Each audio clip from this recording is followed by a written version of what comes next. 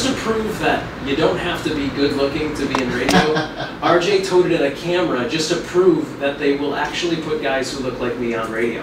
I think you are actually a great welcome wagon. You know, just the fact that you're here asking the question, I think, answers everything you need to know. This campus has been so unbelievably welcoming, the students, the faculty, the staff.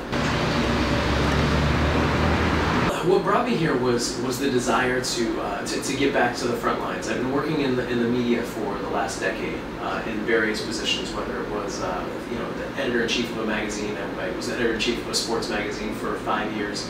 I hosted a sports talk show here on the Springfield affiliate for ESPN radio. So it was a large-scale kind of excitement for me to get back in the front lines and to start affecting the industry, the sports journalism industry that I love so much from the inside.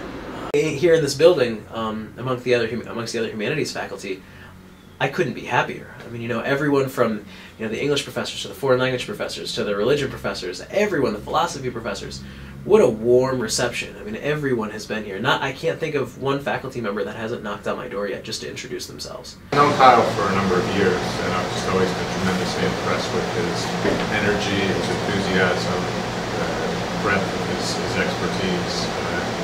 He's got an incredibly engaging personality. I mean, you sense that with him in a heartbeat. He's just absolutely lit from within, and just all of this light in his face, all of this sense of there's a lot going on. It's funny. He just digs in. I wrote a biography when I was at Syracuse. I wrote a biography. I was taking this life writing class. It was all about biographies, and I decided, because at the time I was convinced that Fiona Apple and I were supposed to be together because I'm a sociopath.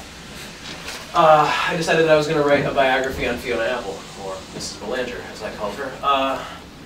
But what I did was I wrote it all from my perspective as I was preparing to go to a show of hers. So like I packed in different details of her life, but through my deluded, creepy eyes.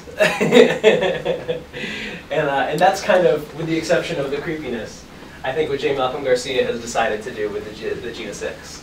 I didn't know much about Kyle coming into the year, and you know, I got two quick classes with him, and you know, I think he's very good with what he does. He makes class very enjoyable, and you know, I learn a lot from him. The good thing about teaching at the college level is that every professor you have has a very strong academic background. So you have people who are not too, you know, who can relate in large part to what you're going through on a life change level, on a social level, also on an academic level. And I think that's different than on, you know, obviously at the high school level, where you're really just kind of expected to do your job, and your job is to sit and your job is to listen. Here we know, I believe that the faculty here is second to none in knowing that what you're doing is really developing into the young professional that you will be.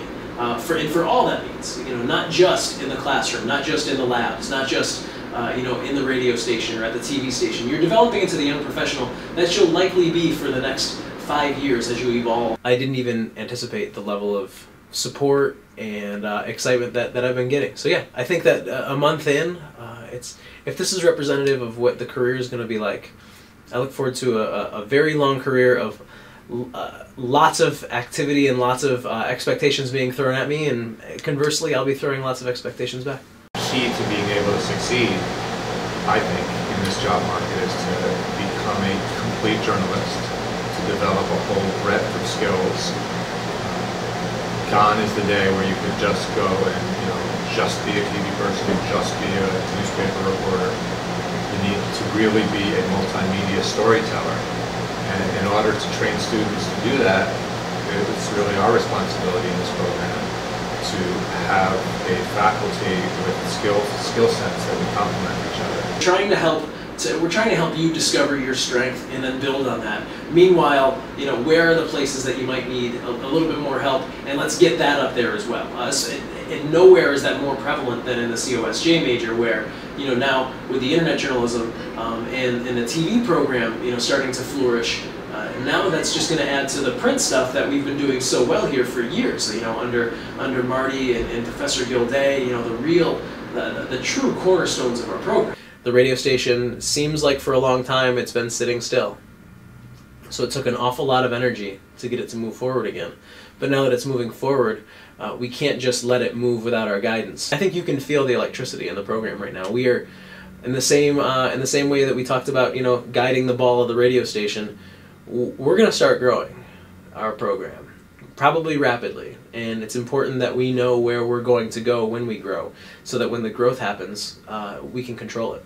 I feel every day when I walk into this building like people appreciate me the same way that I appreciate them.